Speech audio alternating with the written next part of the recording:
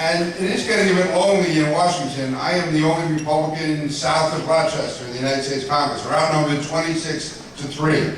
But having said that, I am confident if we get our message out, we can win back the American people. We can convince them that we are the party that's going to protect our country and secure our country, which to me is the most significant issue of all.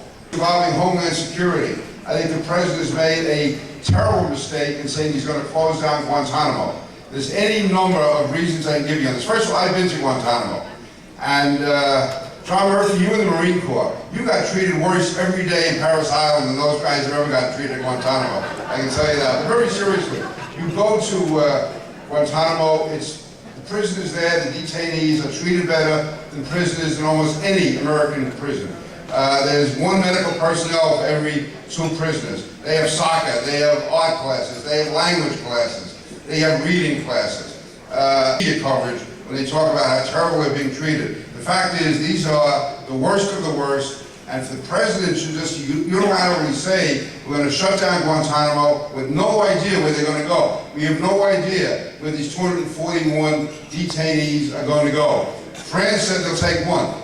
That's more than we usually get from the French. What are they going to do with them when they get them? They're going to turn them loose. There's a very real possibility that many of those detainees will be brought to New York to stand trial. Now, New York can do what it has to do, but the fact is, when you're talking about keeping prisoners literally in the shadows of ground zero, when you're talking about these type detainees, these type terrorists, it's going to just leave us, I believe, open to needless attack and to needless security risk. Also, on the whole issue of the CIA and the interrogations and the CIA interrogation memos, I can tell you as the former chairman and as the ranking member of the Homeland Security Committee, we face real threats every day of the week. We have an enemy, Islamic terrorism, which is at war with us. And this is a war which is fought in many ways, in many places, and the fact is that they don't play by any rules at all. And what we did, as far as those interrogations, I think was the right thing to do. They worked. There are thousands of Americans who are alive today because of the interrogation tactics that we used.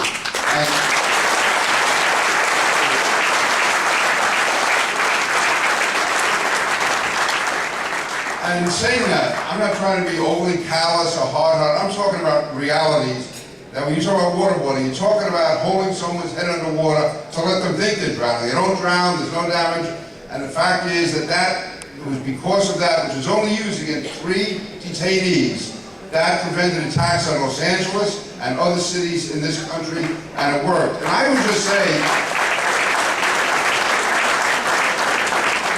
to those who say how terrible that is, just assume that on September 10th, 2001, the day before the attacks, we had captured Mohammed Atta, who was the one who was leading the attacks in this country. And we knew that an attack was going to come. We didn't know exactly where, exactly when, or how it was going to be done, but we knew there was going to be an attack, and we knew that he was involved in it.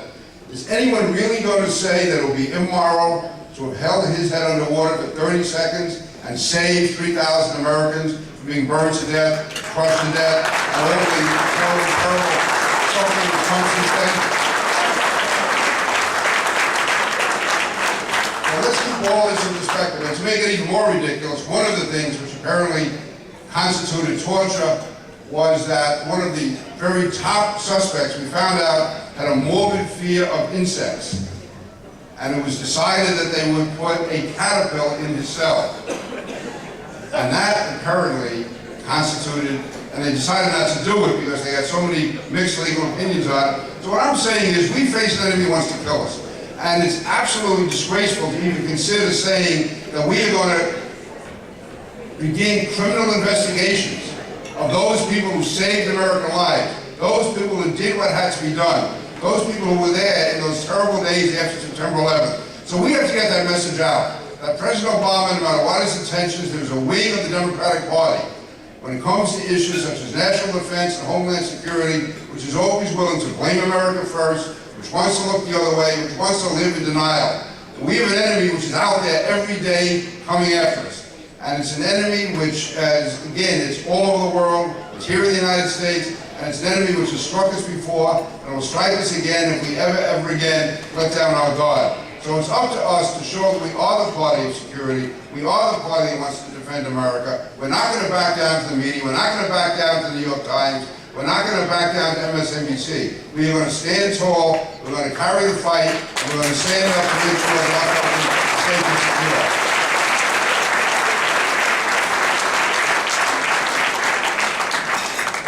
So I pledge to you, whether I continue to be in the Congress or if I run for the United States Senate, I will carry our banner proudly. I will carry it as a banner of national defense, of national security, of Homeland Security, and of putting the rights of Americans first, not the rights of liberal intellectuals or Harvard professors or editorial writers in the New York Times. So thank you for having me here tonight. Thank you all in Rockland County. God bless you all. Thank you.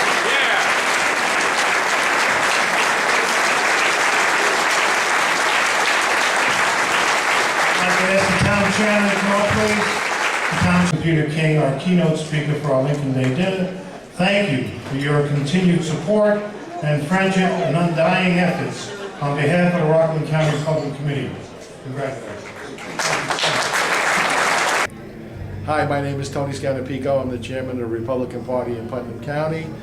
I want to say that Peter King is one of the greatest Congress people we have today. He concerned with Homeland Security. He's done a great job. I hope he stays there and leads us to more victories, and we take back the Senate and the Congress in the next 2 years. Thank you.